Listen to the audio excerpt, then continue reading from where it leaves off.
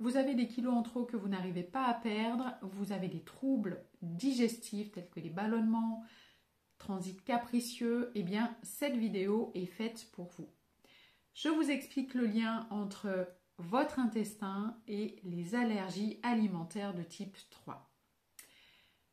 Qu'est-ce qu'une allergie alimentaire de type 3? Eh bien, il faut bien distinguer plusieurs choses. La première, des allergies de type 1. Ça, ce sont des allergies alimentaires vraies pour lesquelles, quand vous mangez l'aliment, vous allez avoir une réaction de votre système immunitaire qui va apparaître dans les 30 minutes et qui peut être parfois très violente puisque vous pouvez aller jusqu'au choc anaphylactique. Donc le fait de consommer par exemple une cacahuète, ça peut vous faire gonfler, manger des crustacés, vous pouvez avoir de l'urticaire dans les minutes qui suivent l'ingestion de l'aliment. Donc c'est votre système immunitaire qui considère l'aliment comme un pathogène et donc qui va réagir très violemment en synthétisant ce qu'on appelle des immunoglobulines E. Donc, avec un test sanguin, on sait précisément quel est l'aliment à ne pas consommer pour éviter cet emballement de notre système immunitaire et donc ces réactions violentes. Donc, allergie type 1, allergie vraie, c'est pas ce dont on parle dans cette vidéo. Ne pas confondre également les intolérances alimentaires. Intolérance alimentaire, c'est lié au digestif. Vous consommez des produits laitiers, vous n'arrivez pas à digérer le lait par exemple. C'est un problème lié à l'enzyme, la lactase, qui a pour but de digérer le sucre du lait, le lactose. Donc on ne parle pas d'intolérance alimentaire dans cette vidéo non plus. On parle d'allergie alimentaire de type 3. L'allergie alimentaire de type 3 va donc faire réagir notre système immunitaire et va faire synthétiser ce qu'on appelle les immunoglobulines G, qui bien évidemment vont être moins problématiques en soi que les IgE, mais sur du long terme peuvent entraîner des blocages au niveau de la perte de poids, des soucis au niveau digestif, au niveau cutané, on peut avoir des problématiques des peaux atopiques, etc., etc., de l'urticaire, de psoriasis, de l'eczéma, etc., etc.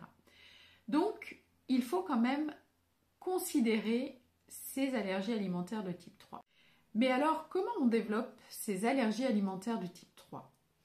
Eh bien, une des premières causes, ça va être le manque de mastication. Il faut absolument bien mâcher vos aliments, les réduire en bouillie pour ne pas venir abîmer votre intestin, la paroi intestinale. Plus vous mâchez, plus vous réduisez les molécules en bouillie, mieux vous allez pouvoir l'assimiler au niveau de votre intestin. Et donc, vous n'allez pas dégrader ce qu'on appelle la bordure ambreuse de notre intestin. Si ce n'est pas le cas, au fur et à mesure du temps, votre intestin va devenir poreux. C'est-à-dire qu'il va laisser passer des molécules qui vont être trop grosses parce que pas suffisamment mastiquées au niveau de la circulation sanguine. Et c'est là où votre système immunitaire va réagir et va synthétiser ces fameux IgG. Votre intestin devient une passoire et c'est l'invasion. Nous avons des complexes humains qui passent dans la circulation sanguine et qui vont créer au fur et à mesure du temps de l'inflammation au niveau intestinal, une inflammation chronique qui va venir dérégler bon nombre de mécanismes physiologiques au sein de votre organisme. Il faut comprendre que cette inflammation chronique va perturber le fonctionnement de nos hormones comme l'insuline qui va favoriser le stockage des graisses.